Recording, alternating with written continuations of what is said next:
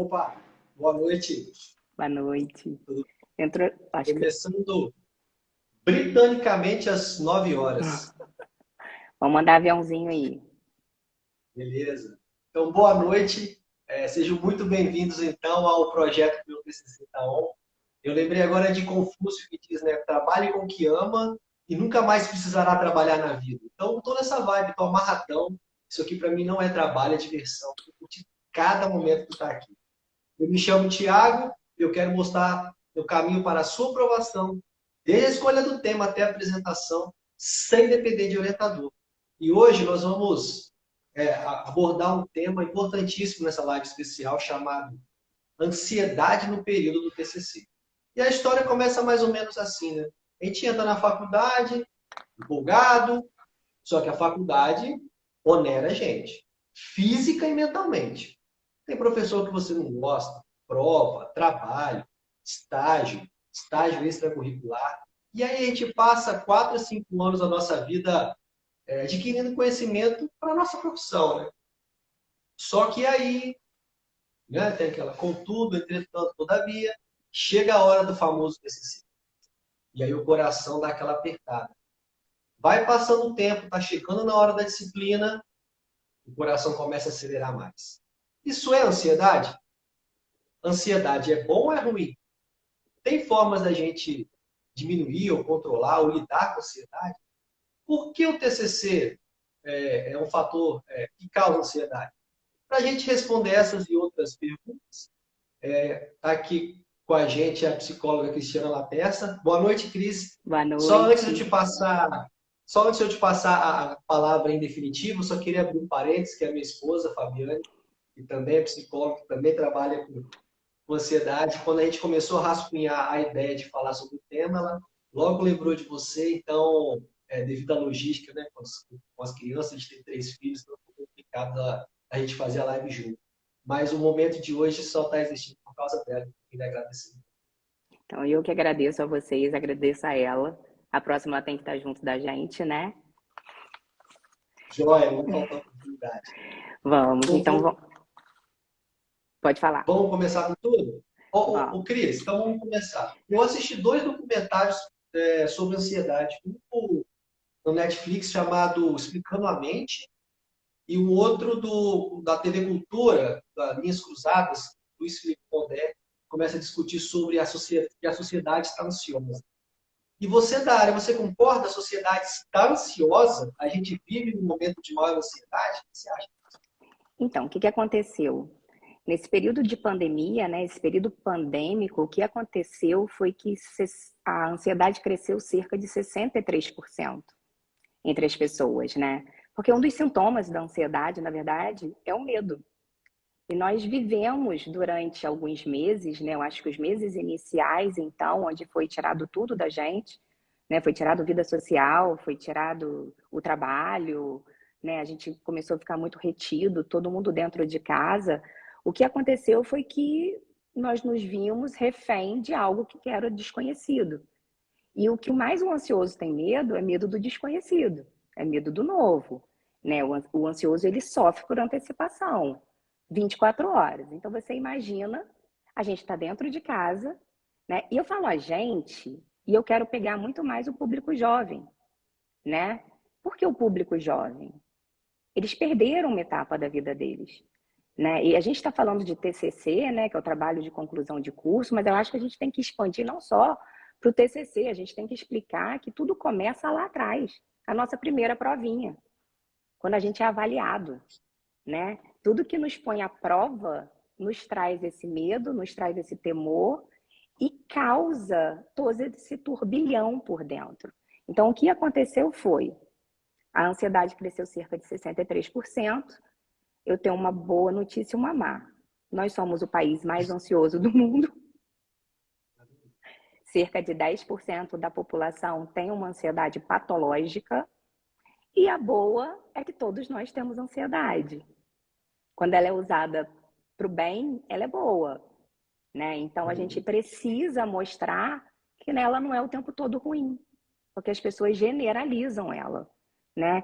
Ouvem esse nome e parece que estão ouvindo assim, meu Deus, eu estou ouvindo, eu vou ter uma crise amanhã. E não é assim, né? Eu estava vendo uma entrevista do Augusto Cury, né? Para quem não sabe, ele é um escritor, ele é psiquiatra, ele lida muito bem com esse assunto da ansiedade, e ele falou que a gente já nasce ansioso. Aí eu morri de rir, porque é verdade, né? O primeiro sintoma que a criança tem que ter de vida é o choro.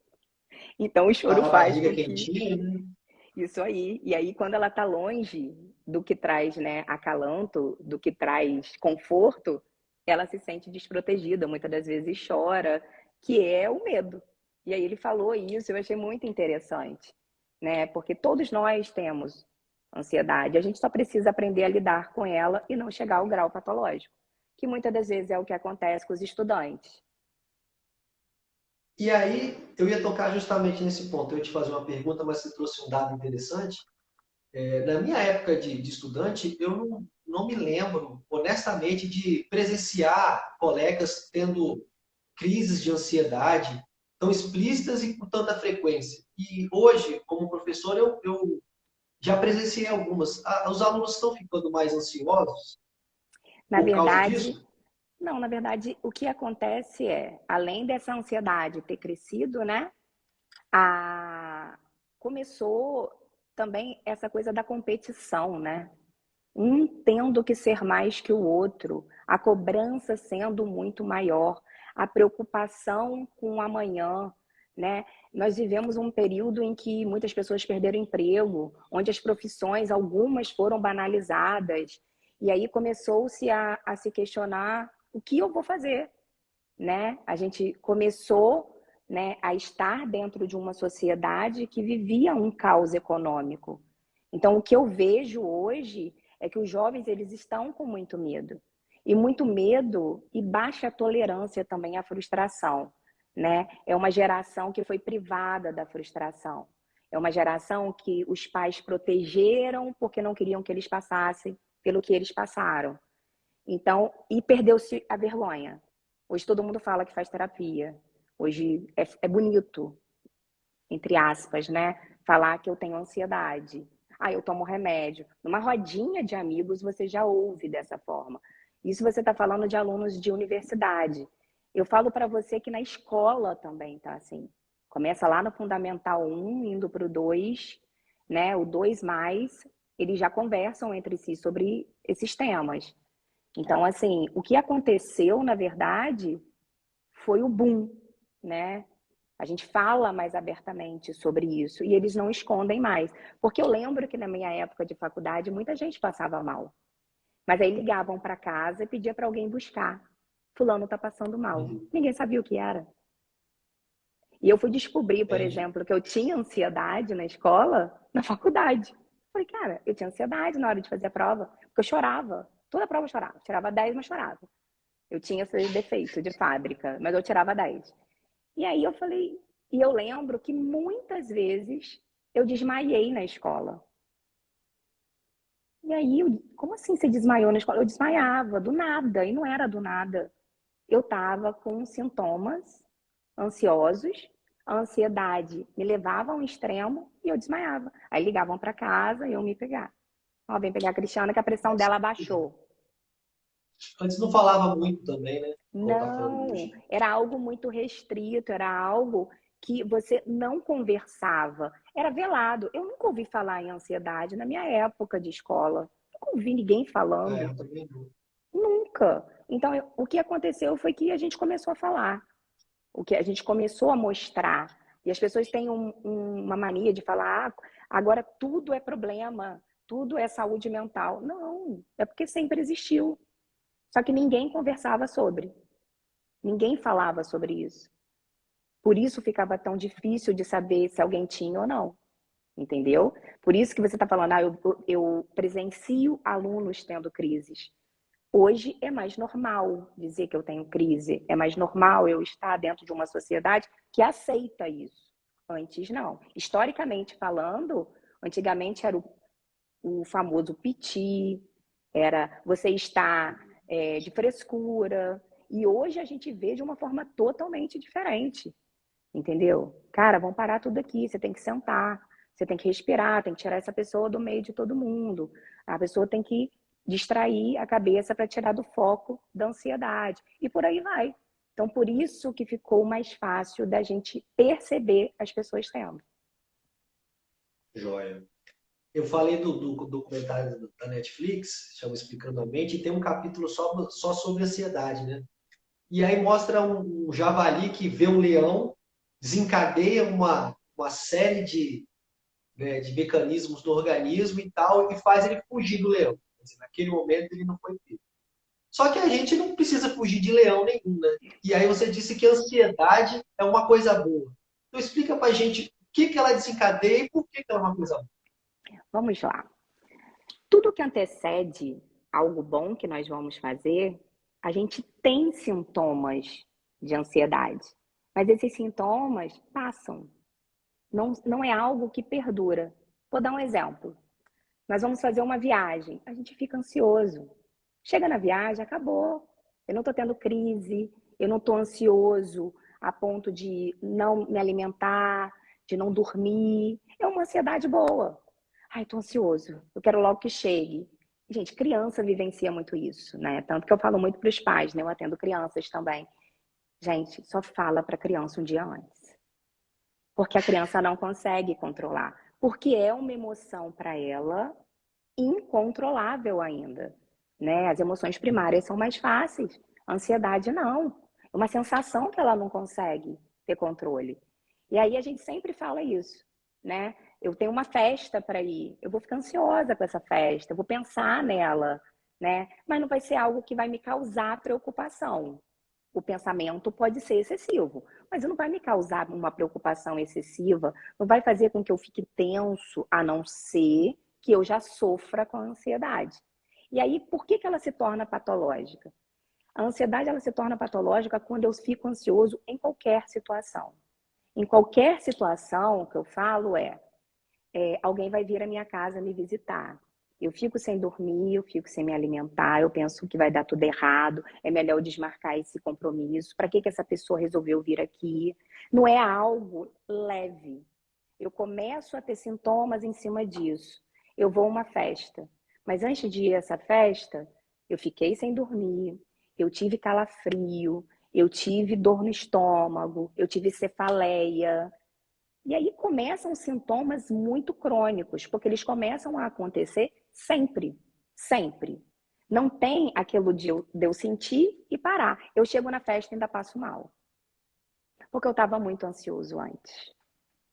Então, quando a gente fala que é o bom, eu gosto sempre de dar o exemplo de animais peçonhentos.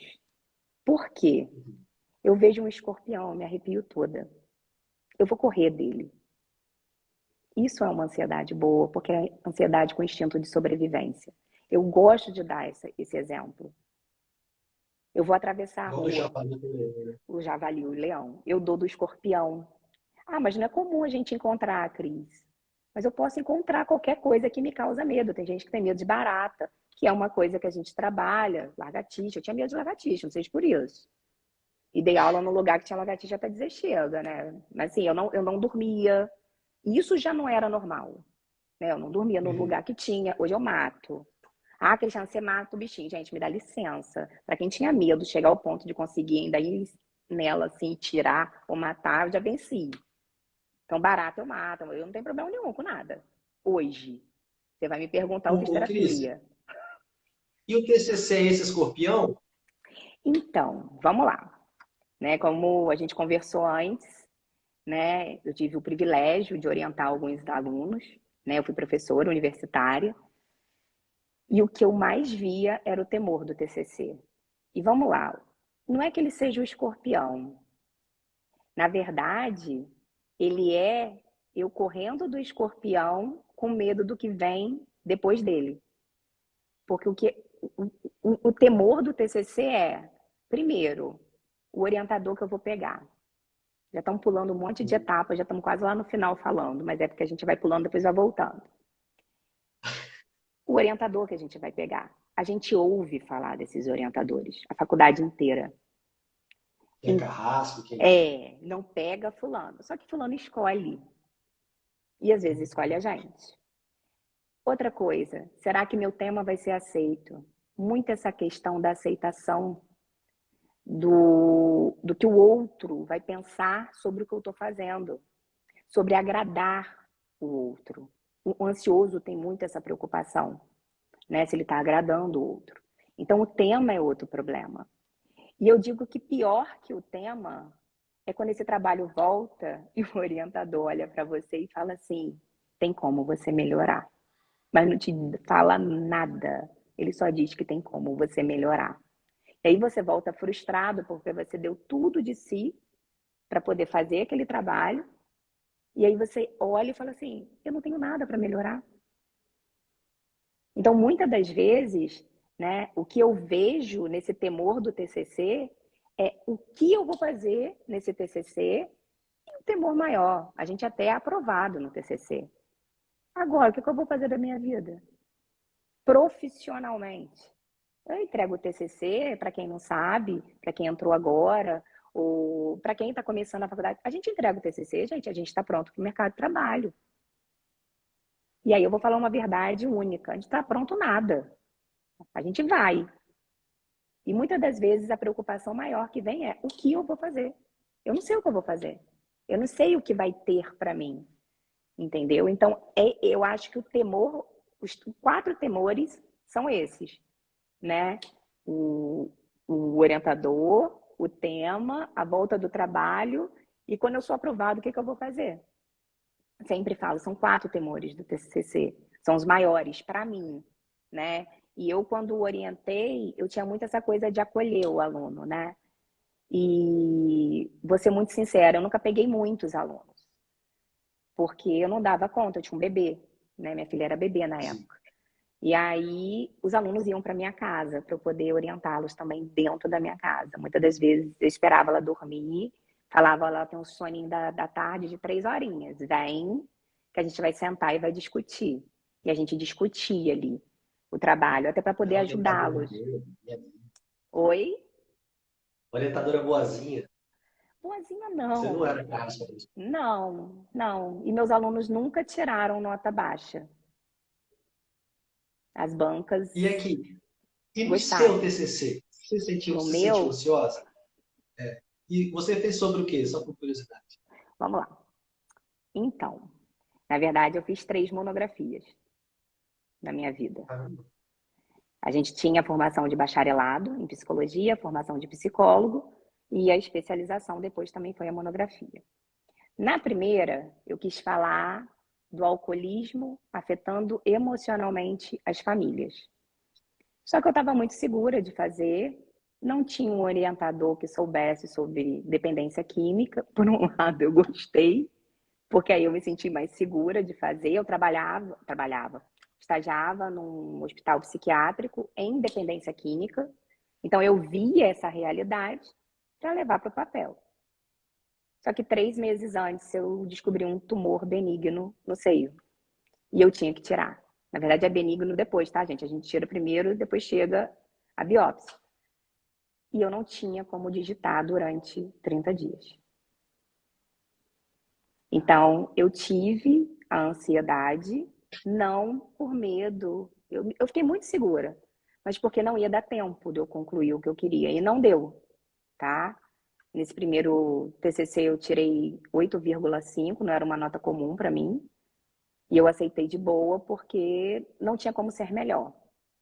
No segundo foi a formação de psicólogo, e esse tinha que ser muito bom. E aí eu peguei o orientador carrasco, o que ninguém queria.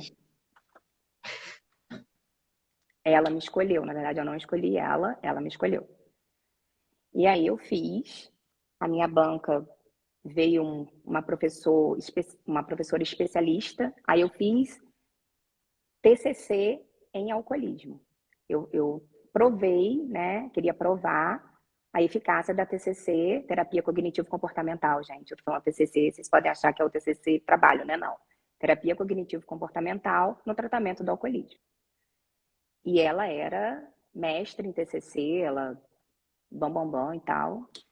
E aí, para minha alegria, né, antes da apresentação eu não me alimentei, eu não consegui. Eu levei muitas noites sem dormir, Meu medo era se essa outra professora, a professora que foi convidada, na verdade, minto, ela convidou uma professora da UFRJ, que era do IPU, que é o Centro de Psiquiatria, né, da UFRJ, e ela era especialista em quê? Alcoolismo. Nossa. E quem me chamou foi a orientadora, tá? Minha orientadora era legal pra caramba. Eu tinha direito a convidar uma pessoa. Que chamei também uma pessoa especialista em dependência química. Resumindo, no dia do trabalho eu cheguei muito tensa, minha família quis assistir, eu não queria, mas eles foram. Meus amigos também assistiram. A sala estava cheia. E aí eu apresentei como 20 minutos, eram 20 minutos, tá, gente, de apresentação. Eu apresentei em 20 minutos, saí da sala para eles conversarem sobre a nota, e o único 9,5 que eu levei foi da orientadora, os outros foram 10. Eu nunca vi um orientador dar 9,5 ao aluno. Sempre vi o orientador dar 10. Ela me deu 9,5. E na pós-graduação, aí vem o lado bom, né, da experiência. Nunca pensei que ela fosse estar na minha especialização. Eu não fiz especialização aqui em Campos, né? Eu sou de Campos, dos Goitacazes aqui no Rio. E eu nunca pensei que ela fosse estar no Rio de Janeiro na minha especialização. A minha orientadora, Carrasca. Quando eu cheguei, ela era minha professora também. E aí, quem ela escolheu para orientar de novo? Eu. E aí, eu já fui preparada para o 9,5, fiz um trabalho em que eu comprovei cientificamente o que eu queria, o poder do comportamento do outro sobre a adicção, né? O aprendizado social. E aí eu consegui comprovar isso cientificamente, mas nesse ela me deu 10, todo mundo me deu 10, eu tirei 10. E foi o que eu fui mais tranquila para apresentar. Inclusive, nem fui formal apresentar. Falei, cara, não vou formal não, da outra vez fui de terninho. Não, vou tranquila. E fui tranquila, e aí eu tirei o 10. Então, assim, o que eu falo, né, sempre para as pessoas, para os alunos, é que a experiência faz com que a gente fique mais experiente com as críticas. Então, por exemplo, quando a gente conversou, né, que eu falei, eu tenho vergonha dos vídeos, essas coisas, mas a gente fica experiente com a crítica. Então, o que me fez, né, fazer um trabalho bom, tirar uma nota boa, naquele momento da especialização, que para mim era o momento mais importante da minha formação, foi a experiência que eu já tinha tido. Então, assim, a gente precisa acreditar que a gente vai conseguir. Independente se esse trabalho volta, meus outros trabalhos voltaram. Eu não sei o seu, mas os meus trabalhos voltaram. Para correção, revisão ortográfica, tá? Os meus todos passaram. Paguei um professor de português para poder revisar. E aí, mesmo assim, voltava, eles questionavam pontuação. E eu falava, mas o professor de português olhou meu trabalho. Ah, você mandou olhar? Então era mentira dele, tinha nada que voltar. Mas era do professor isso. Entendeu? Então tem muito essa coisa da gente não normalizar esse momento. De achar que o artigo, hoje é artigo, né? Não é mais tanto monografia, que o artigo é um momento, né, de desespero. Eu falo que estão colocando a mesma pressão no Enem. É como se os adolescentes de 17, 18 anos tivessem como ter certeza de que o que eles estão fazendo é para o resto da vida. E aí eles vão com uma atenção muito grande, e acontece uma coisa até que no nosso roteirinho você me pergunta, a mente buga? Sim, a mente buga. Eu ia justamente perguntar isso. No começo do TCC, os alunos sempre falam, pô, minha mente bugou, eu não consigo Pensar. andar. A ansiedade dá essa travada mesmo? Na verdade, o que que acontece? O pensamento fica tão acelerado, são tantas ideias, tantas coisas que eu penso, que eu não consigo colocar no papel a minha ideia central, eu não consigo parar. O pensamento acelerado, ele existe, não é algo que a sociedade criou, não. E com esses trabalhos, com as provas, com tudo isso, os pensamentos se tornam muito maiores. É como se algo tomasse conta da minha cabeça e eu não conseguisse prosseguir. Eu posso dar um exemplo, por exemplo, por exemplo é ótimo. Vou dar um exemplo. Eu hoje atendi uma menina, ela me explicando que na hora da prova ela começa muito bem. prova de matemática. Quando chega na quarta questão, sempre é na quarta, ela tem branco. Aí a mãe questionou, mas gente, mas eu não entendo como ela tem branco, Cristiano, ela sabe tudo. Aí eu virei e falei assim, você nunca teve? Eu já tive várias vezes de ter que pular o que eu estava fazendo e voltar depois. O que eu peço muito aos alunos, né? Principalmente, eu vou deixar aqui como algo para eles levarem para a vida deles, é que quando bugar, dá um tempo para tua cabeça. Para. Não fica tentando, não, porque a tua cabeça não vai conseguir. Ela não vai conseguir fechar aquilo que você está querendo. Não vai conseguir fazer com que você tire uma ideia dali. Muitas das vezes, eu lembro que na época das minhas monografias, eu tinha um caderninho que eu copiava as ideias aonde eu tivesse. Muitas das vezes eu estou sentada vendo televisão e vem alguma coisa na minha cabeça. Anotem. Todo mundo vive com o celular na mão, tem bloco de notas. A gente não tinha isso. Não existia essa tecnologia. A gente tinha que anotar, então eu tinha um caderninho. Tanto que meus títulos eram títulos que nunca foram reprovados, porque eu pensava muito neles. E o título sempre é o último hoje. No meu caso, o título foi o primeiro. Porque a ansiedade era tanto que eu queria o título. Que eu tinha que seguir o caminho ali, tinha que ter o título. Então, é a gente analisar que a mente bugou, isso, gente, não é só no TCC, é na nossa vida mesmo. Eu estou fazendo alguma coisa, vi que paralisou, eu não estou conseguindo seguir. Para, respira, distrai a tua cabeça e depois volta para o foco. Não adianta eu brigar contra algo que está sendo maior do que eu. Então, a mente buga mesmo, a gente tem que acreditar neles. O branco existe. Então, o aluno acha que às vezes é uma questão metodológica, uma questão teórica que ele não está sabendo, mas a questão é de ansiedade É mesmo, de né? ansiedade mesmo. E aí pode ser que não seja uma ansiedade tão boa e a gente precisa prestar atenção nisso. Né? As pessoas sempre me perguntam, Cristiana, quando a gente começa a perceber que ela está nos fazendo mal? Quando a gente começa a não saber conviver com ela. Quando ela se torna muito maior do que eu conseguiria lidar. Vou dar um exemplo de crises, né? Eu estar pronta para ir para a faculdade, eu tenho jovens assim, prontos para ir para a faculdade, algo trava, eles não conseguem sair, ou então chegam à faculdade e têm que sair correndo da sala de aula porque não estão se sentindo bem. Então, são coisas que a gente vai vendo que está fugindo de uma normalidade e do controle. Eu sempre falo que a ansiedade patológica, ela foge do controle. A gente precisa ter essa noção também. Né? Os pais me questionam muito, mas, gente, uma coisa que não existia antigamente existia. Foi o exemplo que eu dei lá atrás. A gente passava mal na escola. A gente tinha dor de barriga, a gente tinha cefaleia, a gente tinha vômito na escola. E você vai me perguntar, isso são sintomas de ansiedade? Muitas das vezes são. E a gente ia embora para casa. E quando chegava em casa não tinha mais nada. Os pais falavam muito isso. Chegou em casa, não tem mais nada. Melhorou. Não melhorou, tirou do estímulo estressor. Existe um estímulo estressor. A sala de aula era, a prova era, o momento da prova era. Para o aluno que tem problema hoje com prova, ele vai ter problema lá na frente com trabalho de conclusão de curso. Porque para ele aceitar essa crítica, para ele aceitar essa aprovação, para ele aceitar que ele não vai agradar a todos, é muito difícil.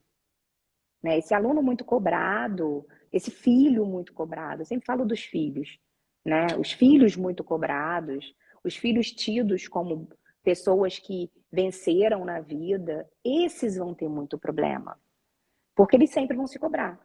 E quando eles não conseguem, eles se frustram e eles não conseguem lidar com a emoção que ele está tendo. Então a gente precisa ter esse controle. Uma coisa interessante, eu estava fazendo uma pesquisa também, falei, puxa, eu psicólogo, não posso fazer feio, né? Estava fazendo umas pesquisas e achei alguns artigos relacionando ansiedade em acadêmicos. Tem um aqui, ó, transtorno de ansiedade entre estudantes de enfermagem, fatores associados à ocorrência de ansiedade em acadêmicos de biomedicina. Então, você está virando até artigo, cara. Não, mas já tem há muito tempo. Não é, você vê como é que Tem há é, assim, muito interessante. tempo. Por quê? Você falou, tem muito Vocês tempo, mas a são gente só ouviu falar mais ainda. Então, vocês são profissionais expostos o tempo inteiro a perdas. E chega um Sim. momento que, por mais que vocês tenham trabalhado isso emocionalmente, mentalmente, vocês não dão conta. O maior número de pacientes que eu tive no início da pandemia foram de profissionais de saúde, que eles não estavam mais aguentando. E eu falo profissionais, enfermeiros, médicos, quem estava dentro ali, quem estava na linha de frente. E era engraçado que as pessoas não conseguiam enxergar, por exemplo, que a gente estava numa linha de frente da linha de frente. E a gente tinha medo também. Só que a gente tinha que atender. E eu não sei se você lembra, os psiquiatras e os psicólogos foram liberados como serviço essencial.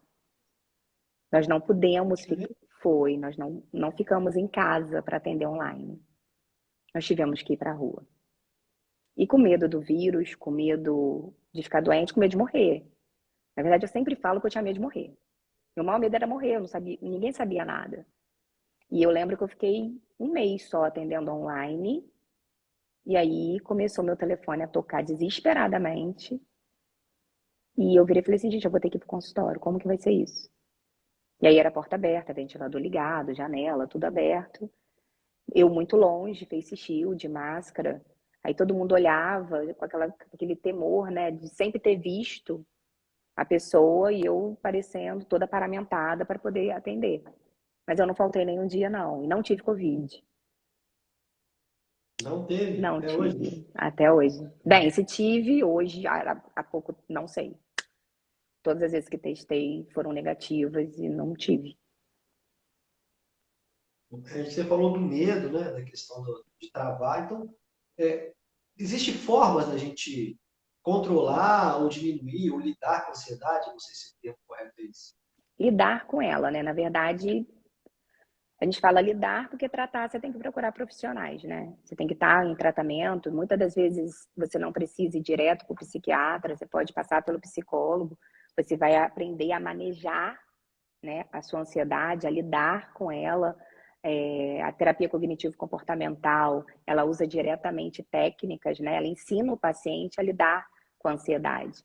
Mas o que eu posso dizer aqui diretamente é atividade física. A minha maior aliada é a atividade física. A gente libera endorfina, dopamina, ocitocina. Isso tudo vai para o cérebro, dando uma sensação de prazer e depois de relaxamento.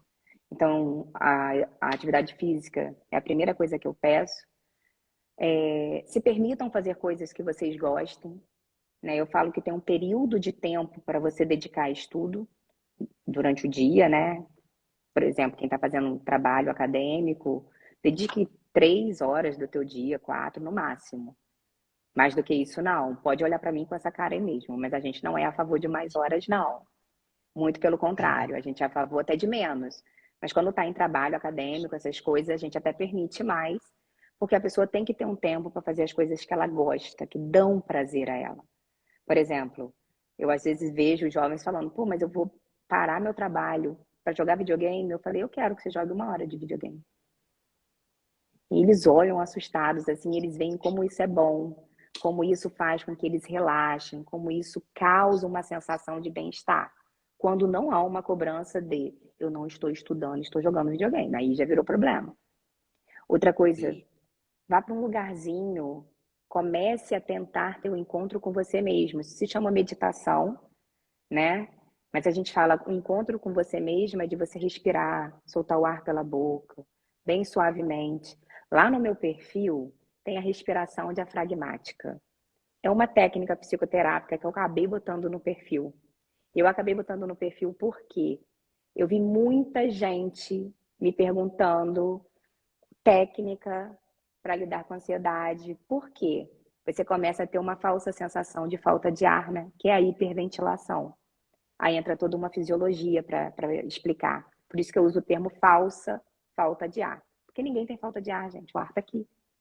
Não tem como eu ter falta de ar, a não ser que eu não esteja oxigenando, né? Aí eu começo a poder ter falta de ar. Então, eu coloquei até no perfil, né? Tá lá, respiração diafragmática. Mas por que, Cristiana? Porque é a única coisa que nos tira, por exemplo, de uma crise de pânico. Respirar. Respirando, você leva oxigênio para o teu cérebro e elimina o gás carbônico que está no teu peito. Porque a gente hiperventila, então a gente faz... Tô com falta de ar. E não estou respirando. Eu não estou inspirando, eu só estou expirando. Então eu estou colocando gás carbônico para dentro e ele faz com que a gente hiperventile. Então é muito interessante quando a gente entende o que acontece com o nosso organismo, o que acontece com o nosso corpo. Isso para a gente tem nome, tá? É psicoeducação. Outra técnica psicoterápica que a gente utiliza com o paciente. Então, assim, respirar, atividade física, fazer coisas que te dão prazer. E outra coisa, gente, a gente precisa ter vida social. A gente foi privado disso durante 2 anos, quase 2 anos. Então, a gente precisa dessa vida social para a gente poder sair também dessas bolhas que a gente cria. Então, assim, façam coisas que dão prazer mesmo. E eu falo isso, gente, façam com moderação. Coisas que dão prazer que eu falo é ouvir música, né? Sair por aí, beber a noite toda, chegar em casa, aí fica de ressaca, não consegue fazer o trabalho. Não, não é isso não. Pode fazer isso no final de semana, uma vez. Mas não direto, senão você não vai dar conta e vai se cobrar depois. Deixa eu ver se eu botei mais alguma coisa aqui. Acho que eu falei tudo. Ah, outra coisa. Calma, gente, como que eu esqueci? Trabalho com isso todo dia. Nós precisamos dormir.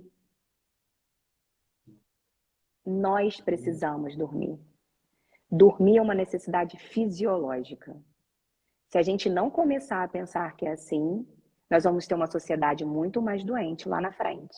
Eu tenho visto crianças dormindo muito menos do que elas precisam. Elas vão ser adolescentes que dormem menos e adultos que nem dormem. Hoje o número de indutores do sono cresceu também no Brasil, coisa de 10%. Quem usava indutor do sono, gente, era idoso. Hoje eu tenho um jovem de 20 anos usando. É algo É, para se preocupar. a gente tá dormindo mais tarde mesmo. Você vê que antigamente a programação da TV terminava mais Eu cedo, vou deixa a novela rir. das 8 começa às 9. Eu vou rir, porque eu durmo 10h30 da noite. No máximo 11 horas. Eu acordo às 6h30. Eu preciso de pelo menos 7 horas, 7 horas e meia de sono. Eu preciso de 8. Cristiana, você dorme? Durmo. Eu apago. Porque eu aprendi a fazer uma coisa chamada higiene do sono, que é outra técnica psicoterápica que a gente tenta fazer. Então, assim, a gente precisa dormir. O nosso corpo precisa descansar. Eu não sei se você sabe, mas o cérebro, ele não para nem dormindo. Tanto que a gente sonha. Nada mais é que pensamentos que ficam aqui dentro no turbilhão e a gente acaba trazendo em forma de sonho. Então, o único órgão que não relaxa mesmo é o cérebro. Mas ele, no estado de sono, ele diminui essa intensidade. Então, fica mais tranquilo para ele também. Por isso que dormir é tão importante.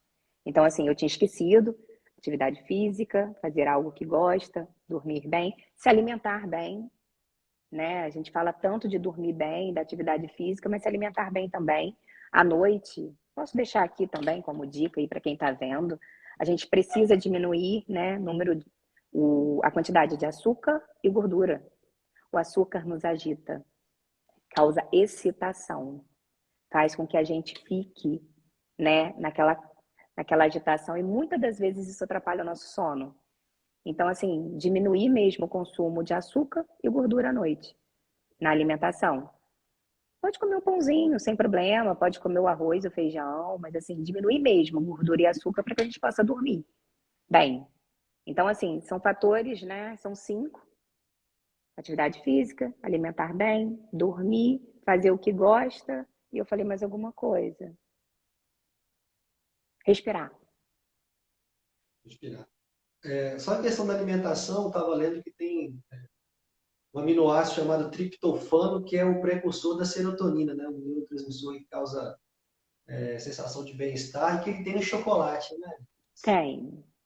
Só que assim, tentem comer os 70%. Mais Chocolate é cacau, né? rico em gordura, rico em açúcar. E aí, quando a gente fala para comer, pode comer um quadradinho. Eu como. Tô há muito tempo sem comer. Eu fiquei muito tempo sem açúcar, né, para tentar perder peso. E aí hoje eu não consigo mais comer como eu comia antes. Então eu levei 3 meses sem, 90 dias sem açúcar. Nenhum. Joia. Cris, então, só puxando aquela questão da mente bugada, por causa do pensamento acelerado, isso vai ao contrário do pensamento científico, né? Que ele é passo a passo, metódico, organizado. Foi por isso que a gente pensou no curso de TCC que tenha organização, que tenha direcionamento, feedback e comunidade também. A gente pensou na questão de as pessoas que estão vivendo situações parecidas possam trocar ideias. Então, a nossa ideia é justamente essa. Não, e muito Você acha que legal isso isso. pode...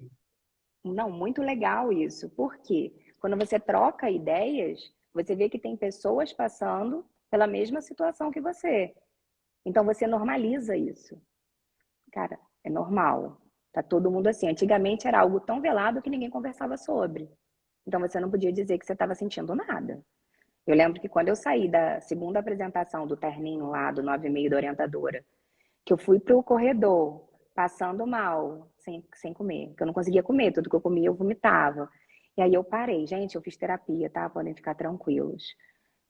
Hoje é totalmente controlado, não tenho quase sintomas nenhum, eu tenho que falar a verdade, né? E aí que eu cheguei no corredor, meio que me sentindo mal, eu falei, eu vou cair, eu vou desmaiar. E aí tinha sido por causa da apresentação. E assim, ninguém falava sobre aquilo, e eu fazia psicologia. Eu fazia o curso de psicologia. Então, assim, quando eu fui, eu me vi do outro lado, eu quis fazer o inverso. Quando você falou que eu era orientadora boazinha, não. Eu quis fazer o inverso. Eu vi muitos alunos começarem a ter quase uma crise. E eu estava ali para apoiar, não para criticar. Eu tentei fazer o inverso. Eu acho que se todo mundo pensasse dessa forma, né? Eu acho que tem o passo a passo do trabalho, tem que ter organização, tem que ter a disciplina, mas eu tenho que saber que aquele indivíduo ali não pensa como eu. Ele pode não estar no mesmo ritmo que eu.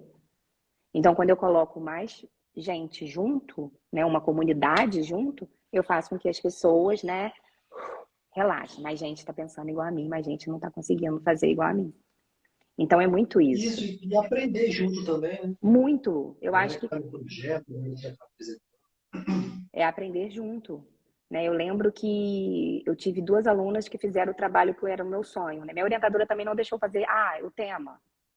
O tema da pós era outro. Eu sempre quis falar de ciúme. É uma coisa que eu amo de paixão. Eu já tinha lido mais de 10 livros sobre ciúme. E comecei aonde? Com Sócrates, Aristóteles, fui nos deuses gregos, fui ler tudo. Falei, vou fazer o trabalho sobre ciúme. Ela olhou para mim e falou que não. Dá uma raiva quando isso acontece, né? Que era para eu fazer de novo sobre alcoolismo e tentar provar que era comportamento aprendido, não sei o que eu fiz.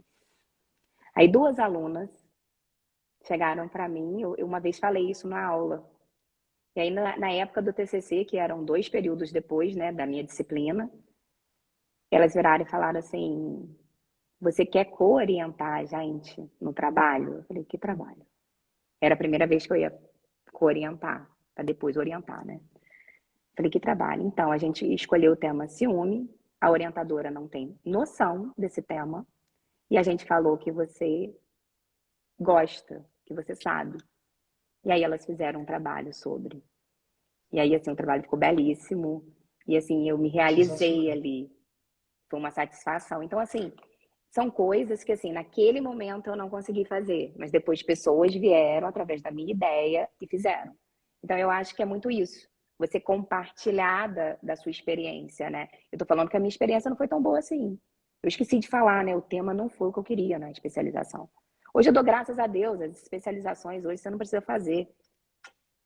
Você faz a prova. Porque, assim, nunca bate com o orientador, nunca bate com aquela pessoa. É péssimo. E, assim, eu sempre deixei eles à vontade para fazer o que eles queriam.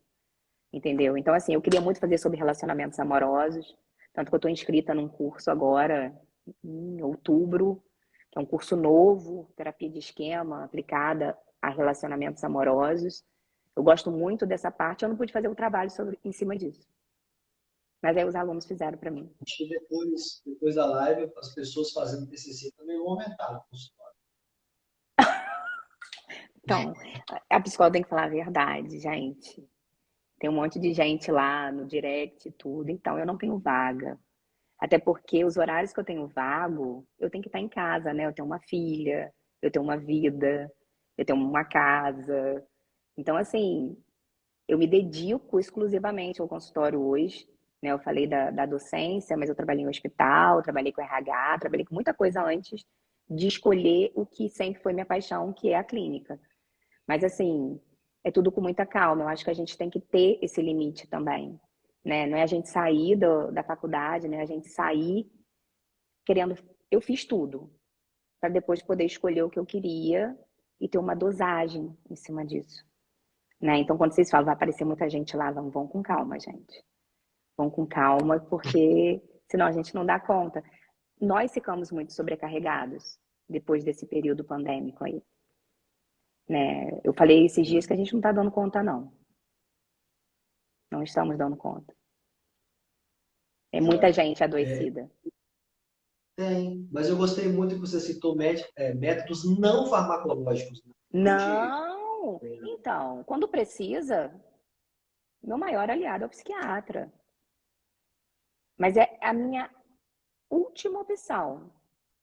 A não ser que o paciente chegue em crises extremas e eu não consiga trabalhar com ele. Quando eu não consigo trabalhar com o paciente, ele em crises extremas, ele vai de imediato em caminho.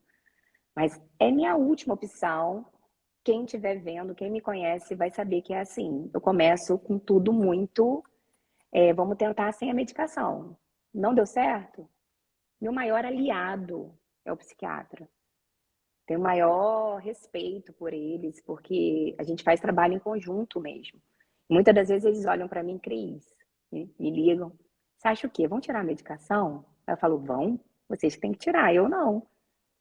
Eu não tenho medicação nenhuma, não, Cris. Estou te perguntando para saber se eu posso, se a gente já pode ir tirando, desmamando. E a gente faz esse trabalho em conjunto também, né? Mas as pessoas vivem na sem a verdade, é um medicação. combo, né? As pessoas vivem sem medicação é uma pergunta que as pessoas vivem me fazendo. Vivem. Elas ficam sem a medicação. Pode ser que um momento elas tenham que voltar, mas elas vivem sem medicação. Então, assim, os métodos que eu dei aqui são métodos que eu utilizo também no consultório, fora as técnicas psicoterápicas, né, que são utilizadas dentro do setting terapêutico. Né, tem todo um código de ética que pede muito isso a gente, né? Utilize dentro do setting terapêutico. Então, a gente utiliza no setting terapêutico, mas essas dicas são dicas para a vida, eu acho que as pessoas podem pegar mesmo e colocar em prática, né? Na questão da ansiedade, principalmente. Ótimo. Então, a galera que está fazendo TCC, manter o pensamento organizado, né? Trabalhar passo a passo, metodicamente, e seguir os 5 passos aí que a doutora Cristiana falou para a gente. Cris, a gente está encerrando, chegando no final. Se tiver algumas considerações finais para dizer, tem gente que perguntou aqui da sua consulta, eu vou passar o seu Instagram, pode ser Tá assim? ótimo, vamos lá. Primeiro, agradecer a vocês. Né? A gente começou a live, gente, eu nem me apresentei, né? Eu nem me apresentei. Não, nós estamos falando. Então, gente, meu nome é Cristiana Laterça, eu sou psicóloga há 18 anos atuando em clínica, né? Tenho formação em TCC, terapia cognitivo-comportamental, em neurociência e educação. Sou graduanda em psicologia positiva e autismo. Eu não quis colocar lá no panfleto, porque eu falei assim, gente, vai ser muita coisa de vez, né? E agora eu tive uma formação, né, em comportamento alimentar, que agora virou também uma outra paixão na minha vida. Estudar o comportamento alimentar e ajudar as pessoas com compulsão alimentar, e principalmente aquelas, né, que têm dificuldade em emagrecer, né? Eu ensino elas a lidarem com a forma como elas pensam em relação à comida. Então, assim, eu acho que a psicologia hoje ela cresceu muito, ela vai muito além do que as pessoas imaginam. Quem diria que um psicólogo estaria, né, ajudando as pessoas no emagrecimento? Lá nos Estados Unidos é uma prática tão comum que as pessoas agora vão para terapia para emagrecer, para depois procurar os outros profissionais. Ela tem que aprender, né, a pensar diferente da forma como ela pensa em relação à comida. Então, eles mandam para o psicólogo. Então, assim, primeiro agradecer a vocês, agradecer a Fabiane, que sempre foi uma fofa, né? Eu conheci ela antes de você. Foi antes. Já fui até na casa dela. Pode perguntar a ela. Me aventurei 8 horas de campus, só eu mesma, eu e outra amiga. Nós somos a São Mateus. Então, assim, agradecer pelo convite, me colocar à disposição. Acho que a gente pode expandir, né? Até para os alunos poderem entender que não se foca só na ansiedade do TCC, mas a ansiedade no modo em geral, né? E estou aqui à disposição sempre que vocês quiserem. É só me avisar antes. Me avisar antes, aí eu Joia. A consigo. gente vamos fazer, ver se a gente consegue marcar essa live com nós três. Eu, você e a minha esposa. Claro que a gente faz um debate, né? Fica mais legal. Ah, joia. Então, já está de antemão marcado. Obrigado, Cris. E aí, o Obrigada a pessoal. você, obrigada a todo mundo que esteve aí com a gente, tá? Obrigada mesmo. Ok, vamos pedir o pessoal para que assistiu compartilhar com mais pessoas, para que outras pessoas possam ouvir os 5 passos e possam, então, desembaralhar a mente e seguir o seu TCC de uma forma mais tranquila. Valeu, Cris. Obrigado. Boa Obrigada a noite. você, boa noite. Tchau. Tchau.